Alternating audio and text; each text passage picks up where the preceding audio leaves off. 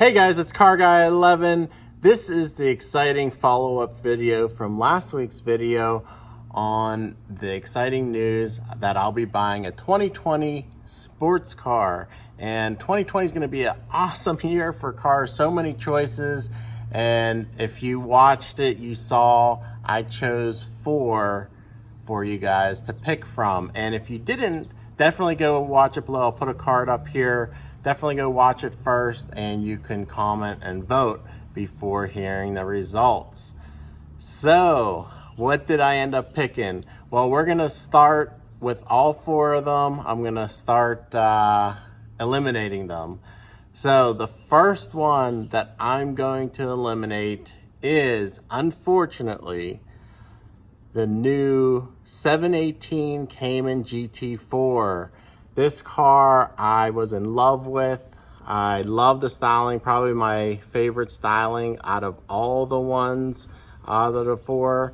And I made a video a few weeks back if you want to watch for detailed reasons of why, but it boils down to the value for money. That car is going to be over $100,000 just to start, and the performance I couldn't see paying that much for the performance there. But awesome car. I really wanted to get that car, and actually I am still keeping it on the table, maybe with the PDK version that'll get a little bit more speed out of it. The gearing's not right for that manual transmission they have in there. All right, let's move on to the next one. The next one I'm taking off the list is the new Mustang GT500, another very cool car, the most powerful one of the group. And you know, it's going to be a beast of a car, a dual clutch transmission just like the C8. And I don't know, I just, again, the pricing's a little bit on the high side for a Mustang. I already had a Mustang of this generation. Maybe look forward to the next generation Mustang to go back into that family. But yeah, at this time, I'm gonna have to pass on the GT500. Now, before we move to the last 2, let me just say I am keeping both of these vehicles. They're not leaving. There's still gonna be content on both of them. In fact, I have a new mod for the C7 coming up in a few weeks. So definitely stay tuned for that. And I hope you join me for the new journey of the new sports car, and stick around for continued content on the Jeep and the Corvette. All right, that leaves us 2. So we have the C8 and the new Toyota Supra. Well, this choice was very difficult, and also I really had to consider what I have already, which of course is the C7 Corvette, and of course my daily driver 2015 Jeep Cherokee Trailhawk. I love both of these cars. So it may disappoint some of you, but I am actually going with the Toyota Supra. And I'm gonna have a separate video, next week's video, to dedicate why I did not choose the C8 Corvette at this time. And let me just be clear, it is at this time. I'm definitely considering it in the future as possibly a Z06 or GS model. But for right now, I'm happy to announce the 2020 Supra as the next sports car for the channel. All right, so why the Supra? Well, first of all, I've always wanted a fast, nimble, small sports car, and that's why I was fascinated with the GT4. It was the size I wanted.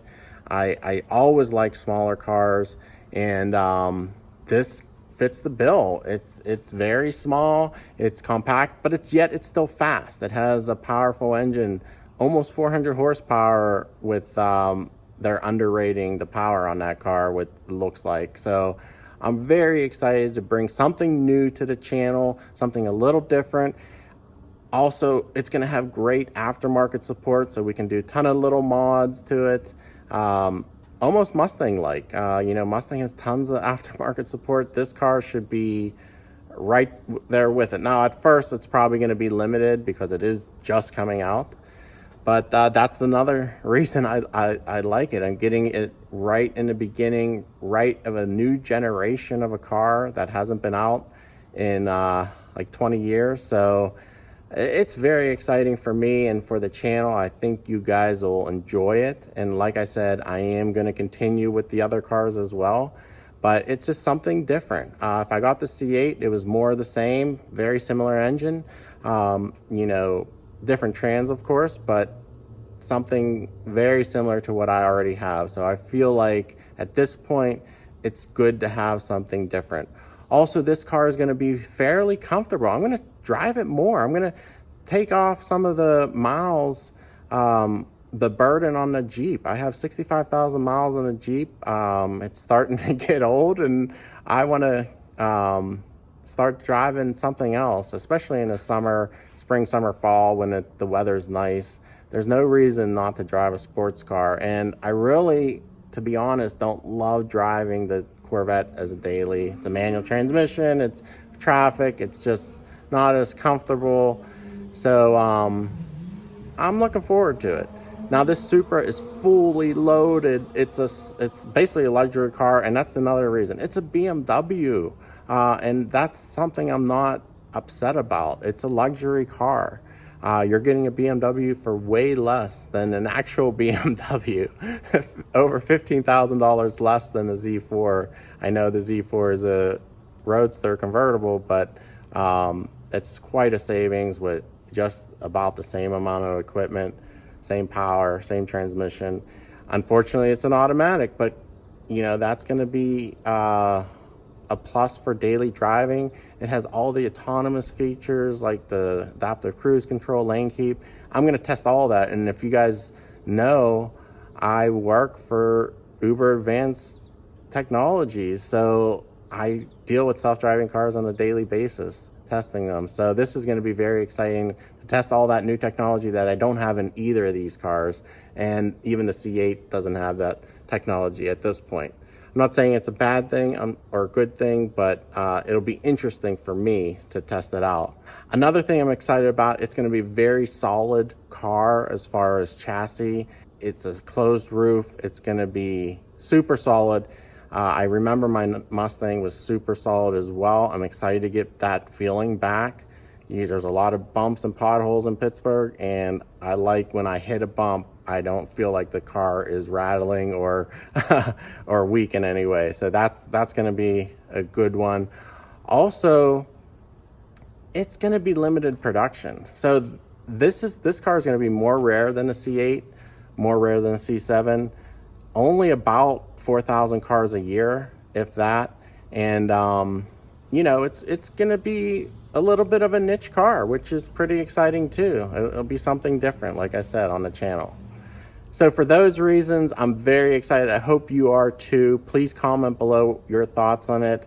And again, I am going to go in detail of why I passed on the C8 at this point, and that'll be next week's video. But I hope you guys enjoyed it. Please subscribe if you haven't, and turn on notifications so you know when I post.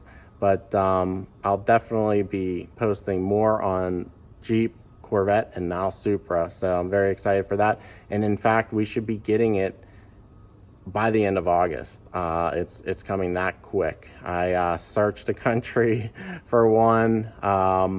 They're a hot commodity right now, so definitely stay tuned for that. Also follow me on Instagram and Facebook, and thanks for watching, and I'll see you in the next one. Take care.